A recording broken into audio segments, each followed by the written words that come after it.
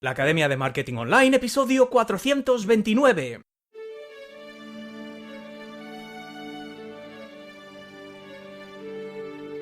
Hola, buenos días, buenas tardes o buenas noches y bienvenida a un nuevo episodio de la Academia de Marketing Online, tu podcast sobre negocios en Internet, fundamentos de marketing digital y emprendedores excepcionales. Yo soy Óscar Feito y seré tu conductor en este viaje al corazón de los negocios en Internet. Un viaje repleto de retos en el que siempre tendrás más preguntas que respuestas. Pero no te preocupes porque no vas a hacer este viaje en solitario. Cada lunes vas a encontrar aquí una buena dosis de formación, inspiración y motivación para acompañarte en tu camino.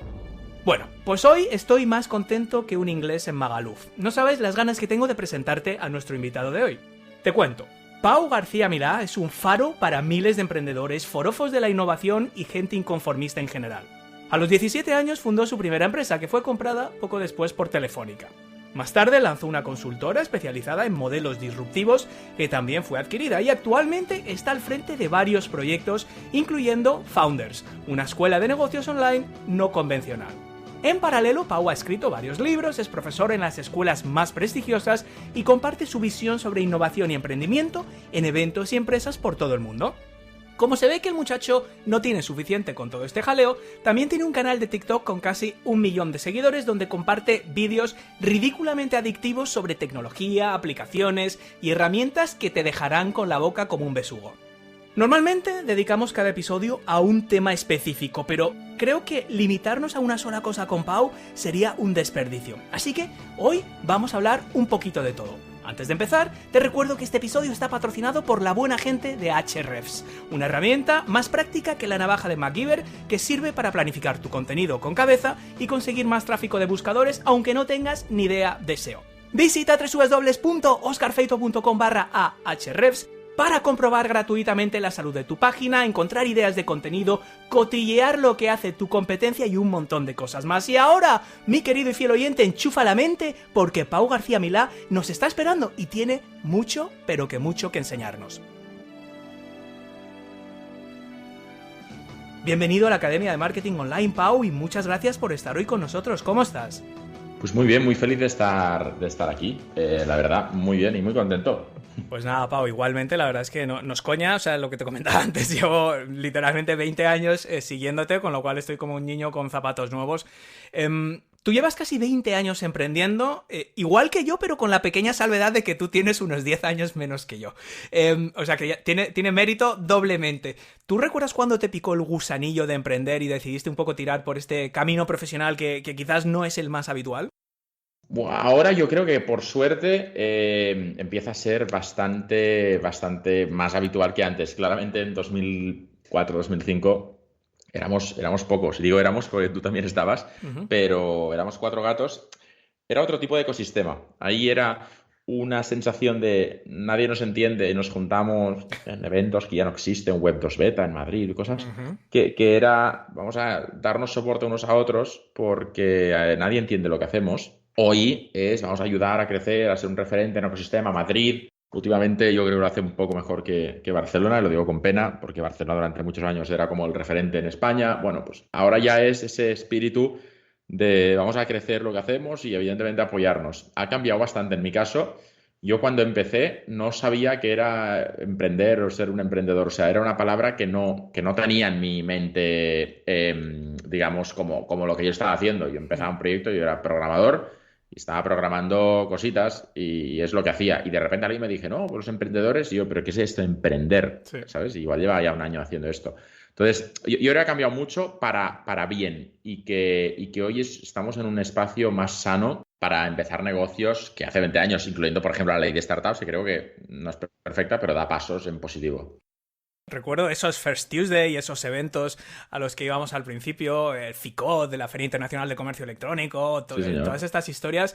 Y es verdad esa sensación que dices de casi el apoyo emocional, ¿no? Es decir, los eventos eran más que la información, era casi por necesidad, no tanto práctica, sino muchas veces esa falta de comprensión de que la gente no entendía qué leches estabas haciendo, ni tú mismo, porque hoy en día es una etiqueta, como bien dices, el emprender, que ya casi es como una profesión en sí mismo, pero antes era un poco ir Ir metiéndote por callejones oscuros y a ver qué hay ahí en cada esquina. Yo particularmente, Pau, pienso que trabajar la mentalidad y un poco el aspecto emocional a la hora de emprender suena cursi, pero para mí es tan importante, si no incluso más, que trabajar otras habilidades duras como el copywriting o el SEO o el diseño o la interfaz de usuario, usabilidad, todas estas cosas. ¿Tú nos puedes trasladar algún momento de tu vida profesional en el que te pegaste un buen batacazo, pero que al final te acabó fortaleciendo mentalmente, o que aprendiste algo que te ayudó a ser mejor emprendedor, un poco desde el punto de vista más interno, ¿no? Más allá de habilidades de programación, etcétera? Pues sí, de hecho, muchísimas, o digamos, golpes más conocidos y menos, porque en ese momento también es cierto que hace 20 años de nuevo, cualquier cosa que hacíamos de repente tenía más visibilidad y se veía más, porque éramos pocos y porque en el contexto de crisis en España, 2006, 2007, pues se necesitaban historias de gente que intentara montar algo. Pero al final sí que han habido golpes que han marcado mi carrera profesional en 20 años, bastantes. Públicos y notorios. Vanity es una empresa que en proyecto empezamos un grupito de amigos que buscábamos crear un motor de recomendación multimodal a partir de una red social pública de lo que te gustaba y lo que odiabas, que fracasamos y para mí fue una pena porque yo creo que la idea era potente, con lo cual la única conclusión que llevo es que no tomamos buenas decisiones porque creo que la idea era buena. Siempre como emprendedor intentas culpar a alguien, ¿no? No era, el mercado no estaba maduro, que es como decirlo, mis clientes son tontos, pues no creo que esto era un problema, es que no sé qué, es que no sé cuántos. Yo creo que era un buen momento y era una buena idea. Fracasos menos notorios porque no llegaron a hacer, una empresa que se llamaba Napsys Robotics, que queríamos hacer un tema de domótica inteligente en casa que te hablaba y demás, y a pocas semanas de lanzarlo se empezó a hablar de Alexa, después HomeKit y dijimos, pues no, pero tenemos ya un prototipo, dijimos, pues no nos vamos a meter a un mercado que ya nace saturado. Y así, y después micro fracasos, micro en el sentido que están dentro del día a día de lo que hacemos, pero que hay muchísimos. Te podría hablar de algunos de hace una semana. Parece que como que esta introspección y esto de sacar a relucir los errores, los fracasos, que es una cosa que antiguamente y desde luego en otros trabajos no se ve como algo positivo en general, pero tú tienes la impresión de que cada vez se está naturalizando esto, o sea, no a nivel de Estados Unidos, de casi la cultura del fracaso, donde es un mérito realmente, decir, todas estas, entre comillas, fracasos o equivocaciones que he tenido o decisiones que igual podría haber tomado de otra forma. ¿Crees que en la cultura nuestra, europea, española específicamente aquí, esto empieza a verse o se dice mucho de boquilla, pero en el fondo a nadie le gusta? No sé. Yo creo que emprender es una mierda y es de lo más duro que hay para un emprendedor. He dicho emprender, quería decir fracasar. Emprender es una mierda, es un buen titular, ¿no? Yo digo, oye, pues a ver a dónde va el chico con esto. O sea, emprender es una mierda cuando fracasas. Sí. Y a veces en general, ¿eh? O sea, no lo retiro al 100%. Sí. Pero quería decir que fracasar es una mierda a todos los niveles. Y que hablar de fracaso es importante, pero no siempre significa que hayamos aprendido algo. Es decir, hablar de fracaso es duro, a veces viene acompañado de algunos aprendizajes. Bien, yo prefiero aprender en un programa, en un máster o educándome, que no a través de los fracasos. Fracasar es duro a todos los niveles, pero es necesario. Y es un poco la dicotomía extraña en la que vivo yo. Es decir, estadísticamente el 80% de ideas no funciona, el 95 años, con lo cual, si no pasas por ahí, es muy raro que algo que haces te funcione. ¿Me explico? Entonces, necesitamos hablar más de fracaso, normalizarlo y aceptar que no es lo más duro que nos pasa en la vida. Y esto lo he visto desde que tengo hijos. Al final te vas a dormir pensando en si están bien los niños, no si un proyecto va mejor o peor. Pues hay que normalizarlo, bajarlo un poco el suflé de cuando fracasamos, porque tampoco es lo último que vamos a hacer, pero también normalizar que es una mierda y que no mola fracasar, que la cultura americana de yo he fracasado 3 veces, tal. Sí, yo más, yo el doble. Sí, estamos en otro contexto, en otra sociedad y no lo aceptamos igual que se acepta ahí. Pero has hecho otra cosa también bastante importante que me aferro a eso, decir, pero para que efectivamente por la ley de probabilidad te funcione, después de haber, entre comillas, fracasado 3 veces, que la cuarta te funcione o que la 10ª te funcione, no es puramente un tema matemático, es un tema de aprendizaje. Entonces, no sirve de nada fracasar 9 veces y a la 10ª volver a cometer el mismo error. Eso no hace que seas el 1 de 10 que funciona. Es el aprendizaje, los errores. Yo también tengo un poco esa impresión de que sí, hasta cierto punto se normaliza, decir, bueno, aquí me he equivocado, lancé el podcast mal, lancé este negocio mal, esto lo hice en mal momento, esto tal, pero voy a hacer el siguiente y voy a cometer los mismos errores. Que eso también yo creo que vale la pena. Pau, yo no me puedo imaginar la cantidad de veces que, no sé, en un evento de estos que vas, en una charla TED, en todas las cosas estas que haces por todas partes, en las universidades, en ESADE, se te acerca alguien, un emprendedor, una emprendedora actual o en potencia, así, digamos, de Strangis, con vergüenza, ahí está en una esquinita, sabes que se te va a acercar, sabes que está esperando el momento adecuado y viene y te confiesa al oído lo que le quita el sueño por las noches, ¿no? Tú, después de oír cientos de historias de estas, ¿hay algún bloqueo, ya sea práctico, de conocimiento de algo específico, o bien esos cortocircuitos mentales que tú hayas percibido que se repite con especial frecuencia? Sí, muchísimos. O sea, al final cortocircuitos mentales que nos pasan a todos, yo creo que hay unos cuantos, entre ellos el hecho de parar antes o después de que sea el momento lógico de parar. Es decir, hay gente que se emperra en intentar seguir en un proyecto que no ha funcionado. Eso de seguir ahí meses y meses con algo que técnicamente está muerto y no ha funcionado. Pero también gente que a la primera de cambio, el primer mal feedback, dice, uy, esto no es bueno, y lo deja y lo tira. Entonces, ahí es donde entra la soledad del emprendedor o de la emprendedora, de tener que compartir necesariamente los momentos que estás viviendo con otras personas, porque puede ser que te ayuden a tener un poco más de claridad y solo compartiendo experiencias, ¿eh? No se trata de buscar a alguien que te diga haz o deja de hacer esto. Las decisiones las tenemos que tomar cada uno, pero compartir los momentos duros creo que es algo bastante bueno y necesario. Qué buen punto, porque fíjate que una de las cosas que tenía previsto preguntarte tiene justo que ver con esto, ¿no? No pensaba que iba a ser... Yo pensaba que igual iba a ser más el síndrome del impostor, esto de que yo no valgo, de que yo tal, que se repite con frecuencia, ¿no? Pero esta incertidumbre, porque claro, nos han taladrado tanto en la cabeza lo de las 3 Ps y la pasión, la paciencia y sobre todo la perseverancia, ¿no? Que hay que seguir, que hay que seguir, que hay que seguir. Y sí, claro, es importante perseverar, pero claro, como digo yo siempre, por mucha paciencia y perseverancia que tú pongas, escupir huesos de aceituna contra un muro de piedra, al final no lo vas a tirar por mucho que perseveres, ¿no? Entonces el saber cuándo has llegado a un callejón sin salida y tienes que darte la vuelta en lugar de seguir dándote cabezazos con la pared es difícil. Entonces podemos decir que claro, la solución es a lo mejor salir de tu caja y consultar con otra gente. Es que no se me había ocurrido, pero es que es muy efectiva, ¿no? Sí, y al final a veces una llamada con alguien que confíes, que pueda entender lo que estás pasando y preguntar, oye, ¿qué me recomiendas? Al final es un poco igual que buscar ayuda en la salud mental. Sí. Yo creo que cada vez se normaliza más que la gente vea a un terapeuta, a un psicólogo para ayudar en el día a día. Pero en cambio, cuando se habla de emprender, somos muy de encerrarnos y comernos la cabeza con nuestros propios problemas. Perdón, hoy es un pato porque hay una alarma de un medicamento. Voy a parar el pato. Mira, pato, te lo traigo. Mira qué maravilla el pato. Tengo una alarma. Yo soy de ponerme alarmas de pato cuando hay que cosas importantes, ¿sabes? De familia, Qué me pongo el bueno, pato tío. porque me molesta, me irrita mucho. Cada vez que oigo el pato, Qué me dan bueno. ganas de darle un puñetazo a la pantalla, con lo cual actúo. Hay alarmas que las dejas ahí. Esto lo iba a quitar, pero no lo voy a quitar, lo voy a dejar. Pero qué maravilla. No, pero es parte de... Para mí, esta entrevista sin pato No lo es, no por es eso. entrevista. No, de hecho va a ser la entrevista del pato y vamos a ver si la gente está prestando atención cuando digamos lo del pato. Pau, vamos a dejar un poquito todo este tema mental que es importante, pero ya lo hemos comentado. A efectos de habilidades ya concretas, los hard skills estos, ¿no? Algunas de tus favoritas, ¿no? Cosas de las que hablamos hoy con cierta normalidad, no existían cuando tú empezaste a emprender. Yo recuerdo cuando surgió el XML, por ejemplo, que era la releche, o sea, cualquiera que sabía XML, CSS, o sea, yo recuerdo cuando se puso de moda el CSS, la gente que sabía CSS, XML, esto dentro del campo de la programación, ¿no? Pero, no sé, luego tenemos el auge del SEO, ahora está muy de moda el copywriting, la escritura persuasiva, todas estas cosas. Es decir, dentro de todas las empresas, negocios que tú has montado, de founders, de gente que tú has visto con distintos skill sets, ¿tú crees que hay algunas especialmente valiosas hoy en día? Bueno, claro que hay, pero vamos. Pues no sé qué responderte porque yo durante muchos años me sentí como el rey del mambo por haber Sí. aprendido a programar.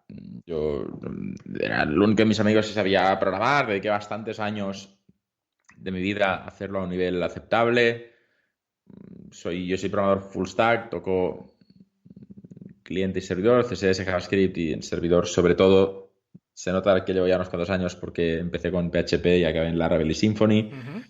Y me ha costado actualizarme a nivel de CSS, el cambio a Tailwind, que tiene sus detractores, yo lo amo. Pasar de jQuery cuando empezamos todos a cosas más modernas como Vue o similar. A todo esto, hoy siento que he tirado muchos años de mi vida aprendiendo, porque hoy la mayoría de cosas que haría yo se las puedo pedir a ChatGPT y las hará por mí. Es decir, todos los movimientos que hay de aprende a programar, no sé yo si son muy útiles de cara a los años que vienen, porque es que el mundo está como está y hoy esto no va a ir a menos. La inteligencia artificial va a poder programar muchas cosas por ti, hay generadores de plataformas enteras de no-code, Webflow, Babel, pero también a nivel más industrial, profesional, como Power Apps de Microsoft. Estamos ya a un nivel donde puedes hacer muchísimo sin aprender a programar. Profesiones nuevas como copywriter, hay que ver en qué quedan después de que las nuevas inteligencias artificiales también se metan ahí.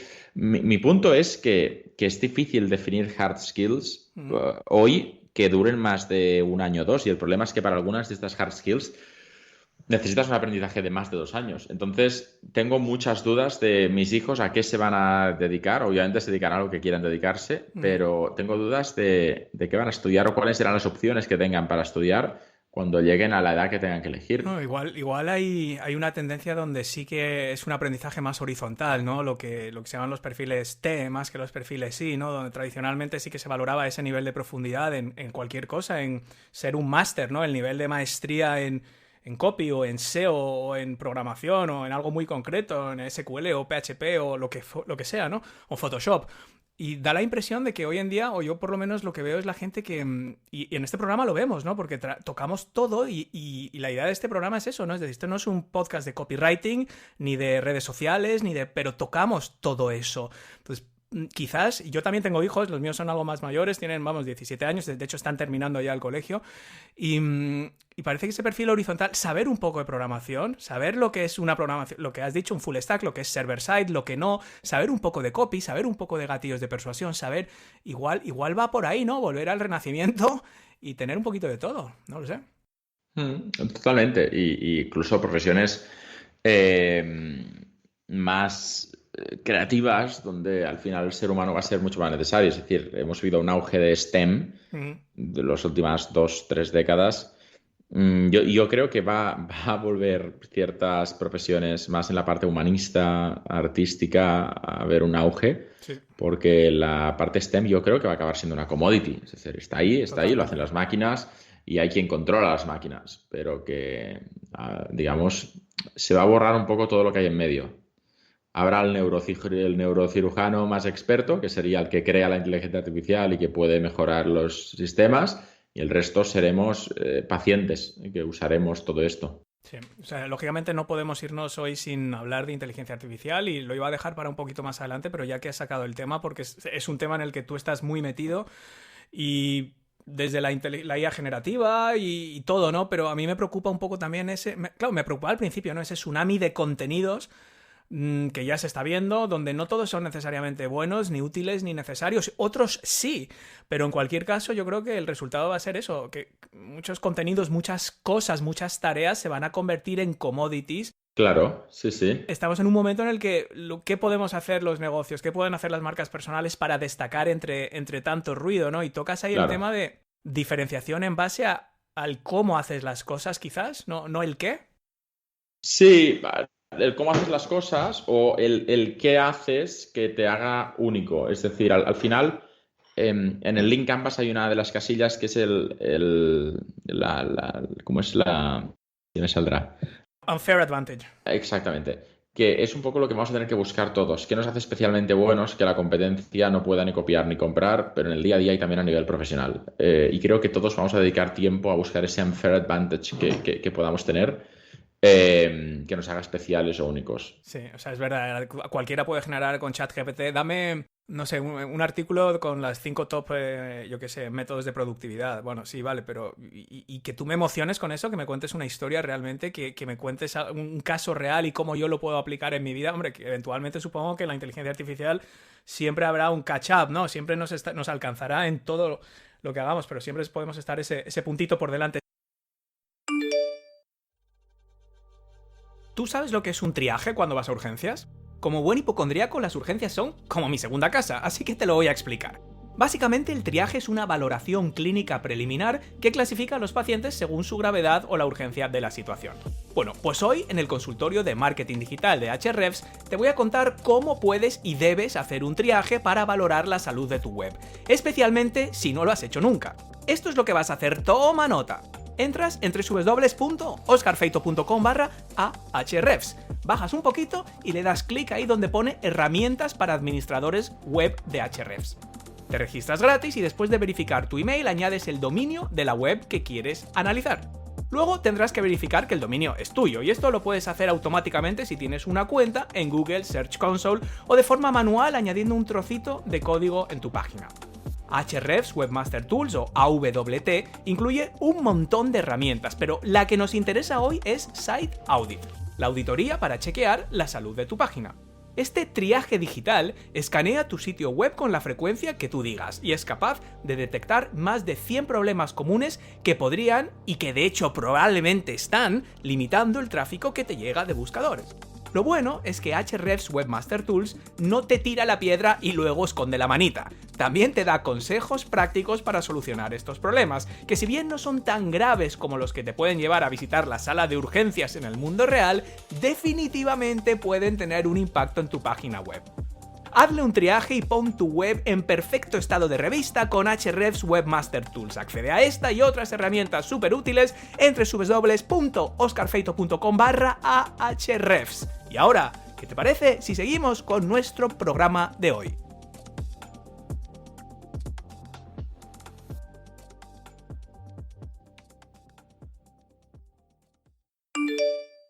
Estamos hablando con Pau García Milá, emprendedor en serie, formador y divulgador sobre nuevas ideas, innovación tecnológica y emprendimiento. Se nota que le has dado mucho al coco con estas cosas, es decir, que son cosas que llevas tiempo hablando. Vamos a hablar de ideas, Pau. ¿Cómo surge una buena idea?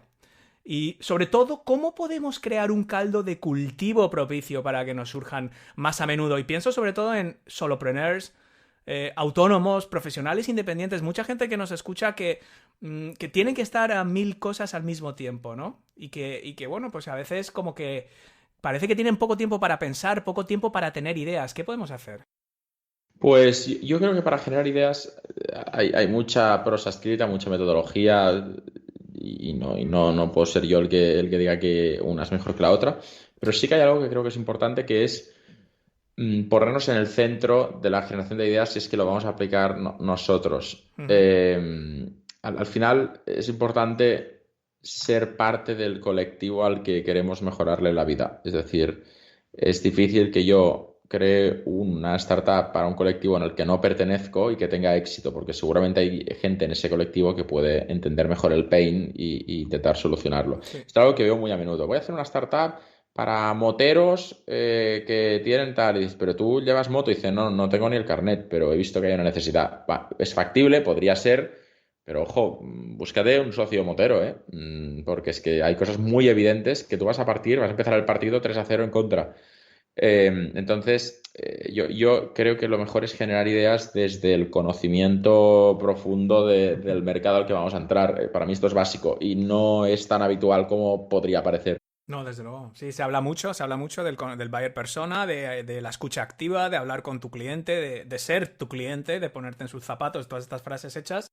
Pero tienes razón, es sorprendente la poca gente que lo hace. Oye, Pau, y respecto a ideas que surgen de otras ideas, es decir, la exposición a ideas, es decir, muchas veces la gente como que dice, no, ahora estoy en modo creativo, entonces me voy a sentar aquí, tengo estas 2 horas y tengo que pensar cómo voy a hacer este webinar, o cómo voy a hacer este embudo, o cómo voy a lanzar esto, cómo voy a hacer aquello. Y claro, no tienes materia prima de dónde tirar, ¿no? El consumo de información, incluso el consumo de información de una forma más relajada, por ejemplo, escuchando podcast en el coche, podcast de cualquier cosa, estás sembrando que de repente o sea, surgen ideas es curioso, es decir, oye, cuanto más aprendo y cuanto más leo de todas las cosas que hay alrededor, aunque no tengan nada que ver con mi mercado concreto, de repente se juntan unas cosas con otras y surgen las ideas.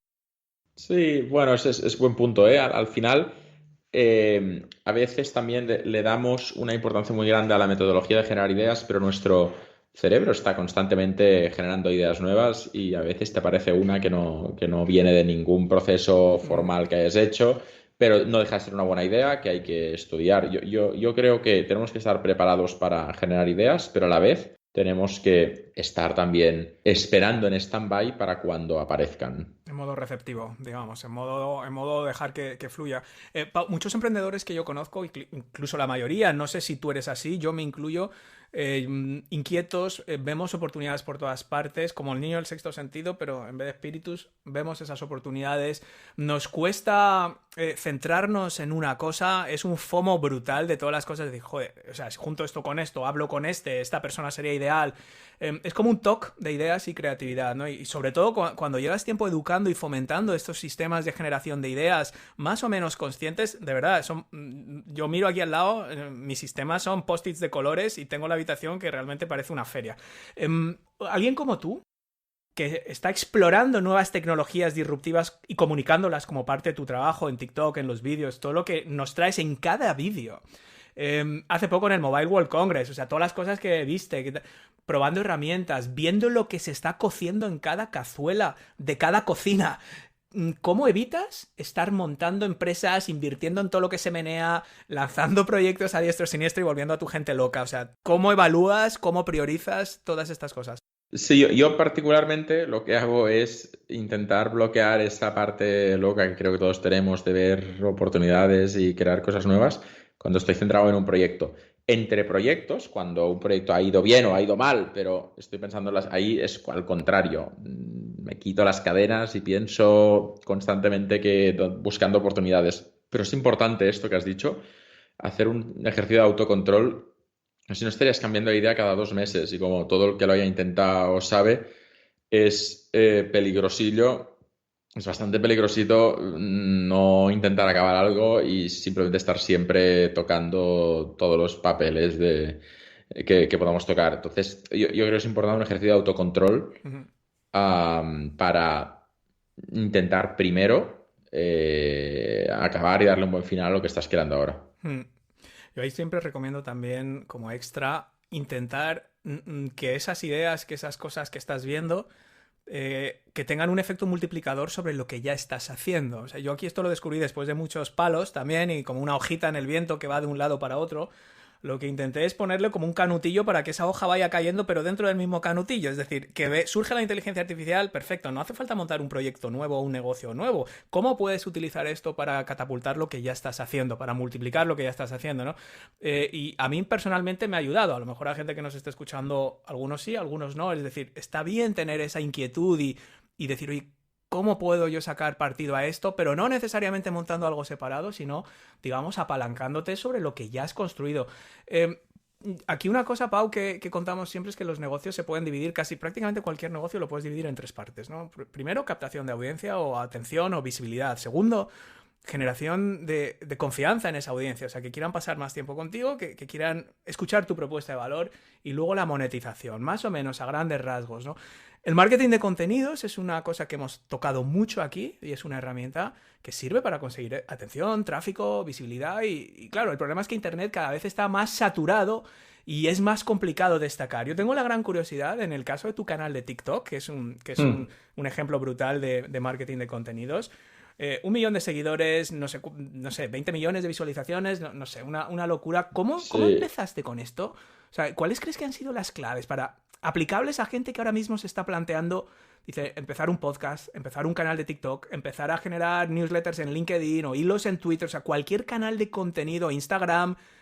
¿Qué pautas recomendarías tú un poco en base a lo que has aprendido en crear algo de cero en una plataforma como TikTok y crecer tanto? Yo particularmente empecé por accidente. Empecé publicando un vídeo primero en Twitter, después al día siguiente otro, pero si alguno de los primeros 10 vídeos que publiqué no llega a ir bien, lo habría dejado. O sea, no había una...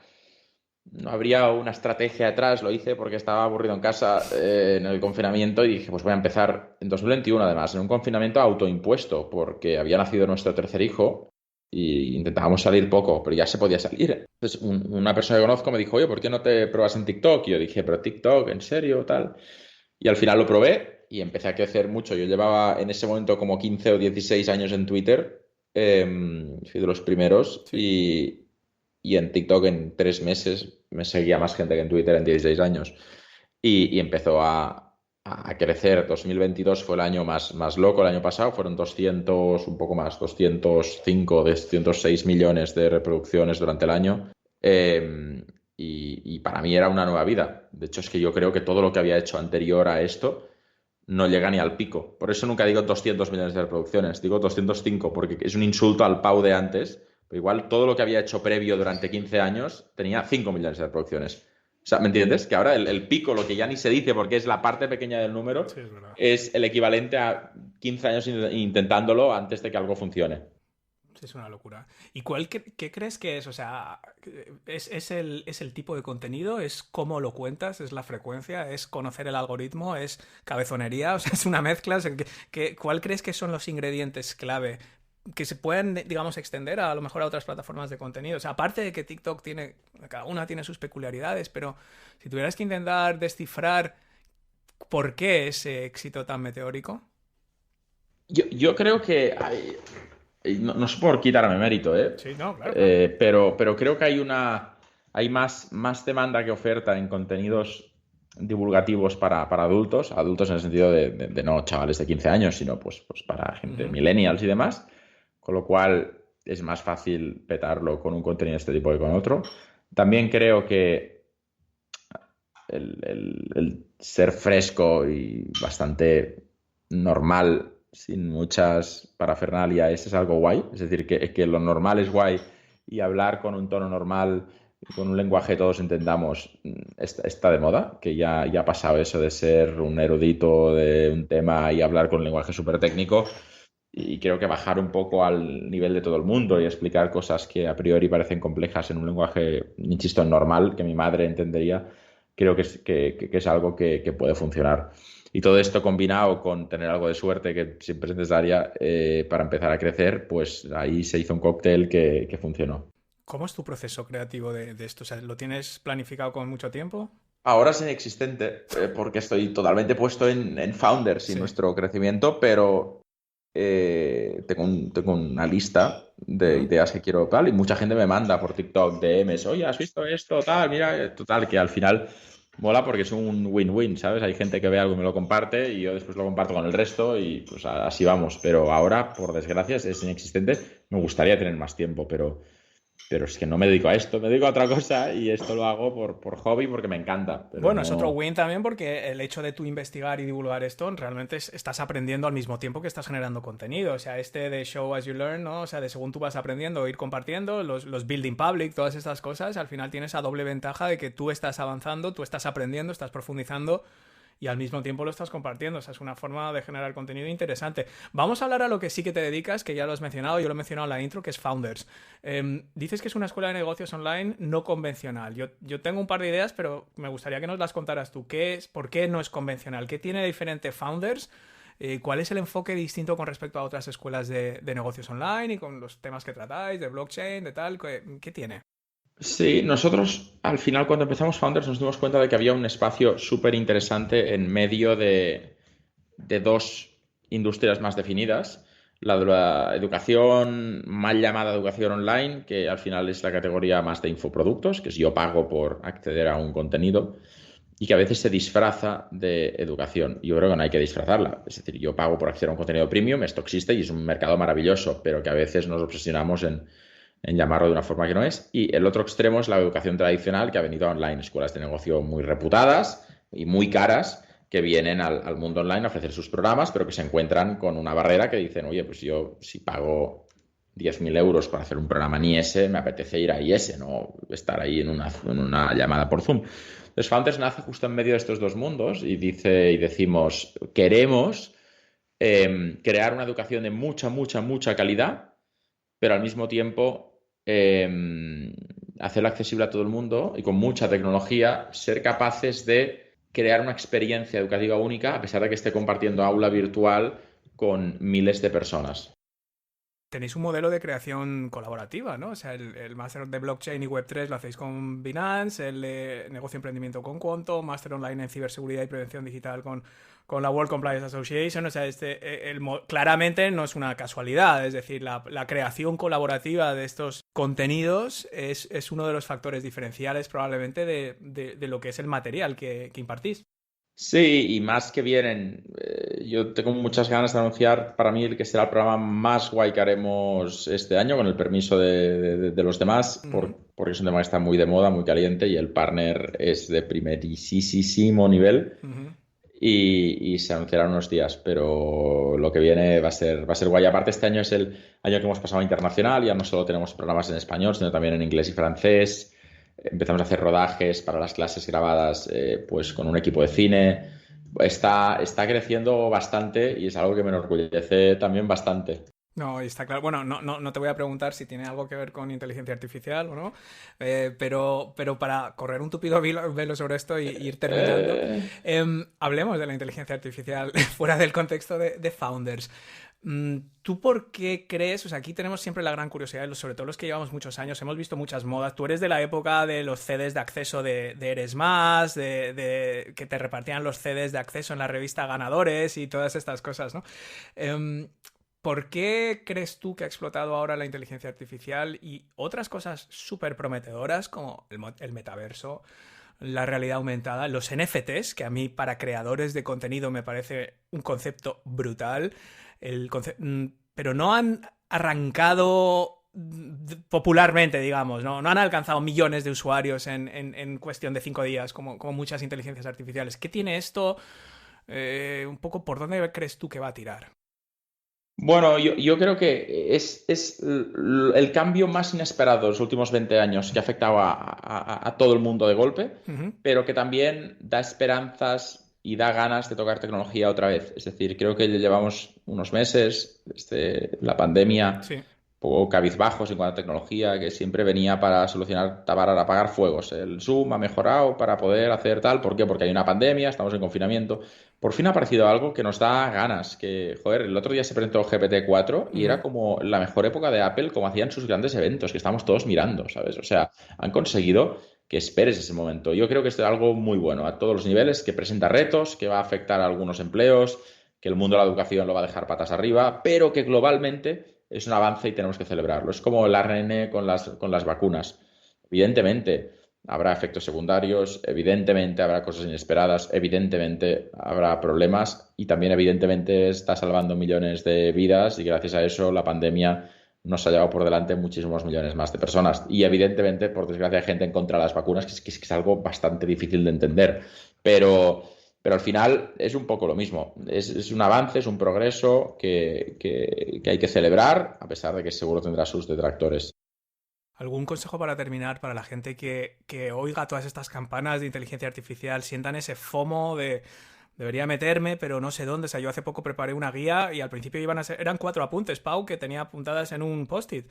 Y los 4 apuntes pasaron a ser 40, un bloc de notas, y acabó siendo una presentación de 120 páginas con una guía de 150 herramientas, y cuando te la terminé ya estaba desactualizada la lista de herramientas y había otros 27 directorios con 1000 herramientas más. Entonces, claro, esto puede provocar cierto FOMO, es decir, tengo que meterme en esto, tengo que usarlo, me da igual que sea un centro médico, que sea yo qué sé, una psicóloga que trabaja desde su casa.